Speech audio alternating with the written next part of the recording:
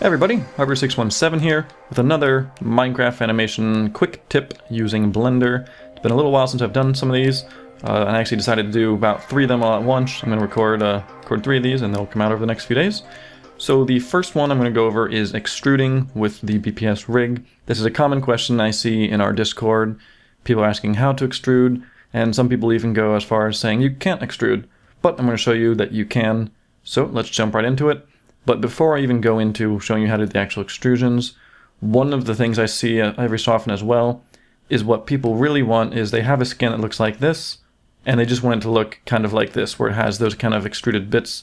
This isn't actually extruding. All this is doing is just playing with the skin and utilizing the 2D layer that is in Minecraft to get the kind of 2D/3D hair. If this is what you want, if your skin looks like this and you want it to look like this, it has nothing to do with extruding at all. You just need to play with the skin file and move things onto the 3D layer. Anywho, as for doing the actual extrusions, I'm using MooTV's skin because it has a few things that I'll show you in a moment, and I'll also show you one of the shortfalls of extruding in the BPS rig. Anywho, the first thing you want to do, select the thing, go into pose mode. Now they go down here and click pose mode, or just do the shortcut, Control Tab. In pose mode, we're going to slide the slider, which allows us to is the restrict select one. That allows us to select the actual mesh.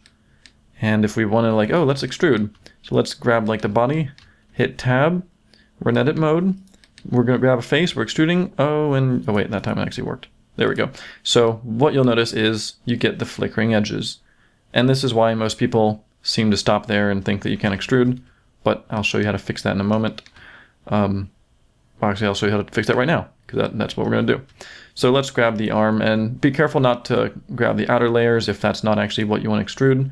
So I'm going to grab the inner. In fact, actually in this case, because there's nothing on the outer layer of this skin, you can honestly just delete these outer layers. In fact, I've been actually doing that a lot of times nowadays on my rigs.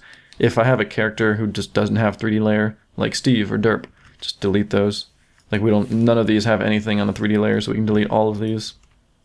Just saves a little bit of performance. Anywho, so now we're going to grab the thing, hit edit, and once again I'll show you that it has the same flickering problem.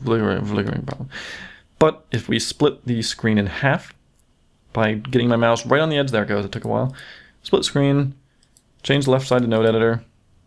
If you change the right side to node editor, you're wrong. No, I'm just kidding, you can do whatever side you want. But wait, node editor, not the node editor, the UV editor. If you change either side to the node editor, you're wrong. Anyway, and then if we're using the skin's called download because I just downloaded it. Your skin's probably not called download. But now if I hit tab, and we can see the faces down here.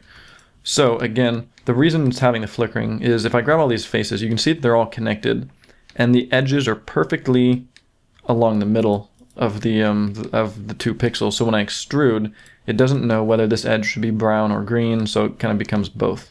So the fix for that is, ideally, we'd like to be able to scale all of these faces like so, such that that actually fixes the problem. But then, unfortunately, you can't scale them all at once. If you want to just scale one at a time, there actually is a little trick I found. If you select it, press Y, scale it down. But who wants to go around doing that on every single face? There's another way of doing it, and that's the way most people do, using these kind of stuff, is when we have everything selected, if we press Control E, go to, where's edge split? There it is, edge split. Now we just split all the edges.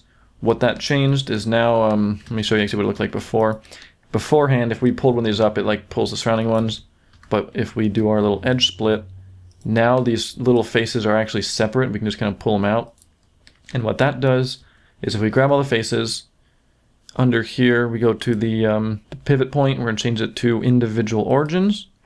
Now we can scale them all about the individual origins. I just give it a little small scale. It needs just something like that. Now that we've done that, now we can extrude, and we no longer get the flickering edges. So this is where you can just start going around, extrude however you want. I personally don't do much extrusions. They're nice for renders. I just find for stuff like animation, it's just a little more work than it's really worth. And also then if you extrude, then if nothing else is extruded, then that stuff starts looking weird. But you can go around and play with it, whatever style you want. You can grab different things. Again, I don't really extrude much, but you can see it's all working. If you had a nice extruded arm, sometimes it looks cool. Do the same thing over here. But let me show you the problem with the BPS rig and extruding. Is that if we, let me just move this for a second. If we go to edit on the head, we'll notice that the face doesn't have it set up to extrude. Like we can't, or we can, but I mean, it'd be like big weird strips. It doesn't have the normal thing. So you can't just take something on the hair and move it forward, but to counteract that, what you can always do is instead of extruding something like a beard forward, you can always put it on the overlay and then extrude it backwards, and that's what I usually do. So let's say if we want to make these goggles 3D, just put them on the overlay.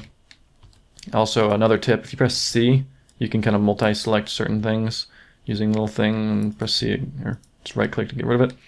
We can take the goggles, extrude them, oh, me so stupid, me so not edge split yet.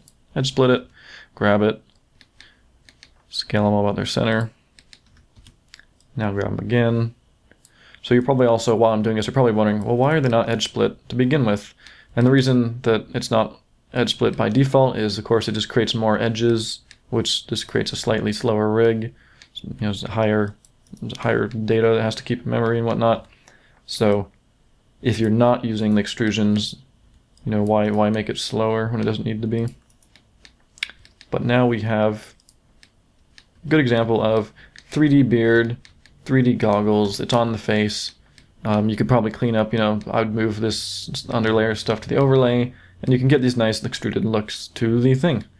And that's basically how to do the extrusions. You can do it on everything. I think I covered all the basic stuff. One final thing I'll show you is another cool little trick that you might not have known, is that there's another way if you just want to do the hair and you want to do it pretty quickly. There is one other way you can do that. And if you, let's do the same thing we did before, make it so we can select it, select the hair, and you see how it's already on the 3D layer, but it still has the 2D look. If we want to just quickly convert all that to a kind of 3D look, we select it, hit tab, grab all the faces, edge split, and then grab all the faces again. And you can actually still, it doesn't matter what's in the background here, because it doesn't matter. Scale them all down, and you'll see that that'll let us extrude stuff again. But now that we've done that, now that we scaled it all down, we edge split, if you go onto the hair layer, go to the modifiers, we're going to add a solidify. It basically does just what we want. It gives it a kind of solidness. We can thicken it. And then now we have like a nice 3D hair without doing hardly any work at all. So that's a very nice trick. If you like this style, that's a very easy way of doing that. Problem is you see some flickering, but the one of the creases, if you just do, I think it's one of these creases, outer, inner, rim, offset. Oh, it's the offset. If you give it just a tiny, tiny, tiny bit of offset, you can get rid of that flickering, and that was a little flickering there. There's some ways to get rid of these, and what you can also even do is you can apply this if you're close to happy with it, and then you can edit it, go in there and move things around, whatnot, to kind of fix whatever little flickering issues you see. And again, this is something I still don't use, but you're totally welcome to. So that's it. Hope you learned something from this. I hope you, for those of you who've been wanting to extrude with the BPS rig, now you can. It's pretty good on renders, honestly. It allows a little more interesting lighting on the characters with rendering. If you want to make profile pictures, it's a cool little tip. So, hope you enjoyed, and I hope you enjoyed. And I hope you're looking forward to the next tutorials I have coming soon. Thanks for watching, and see you next video.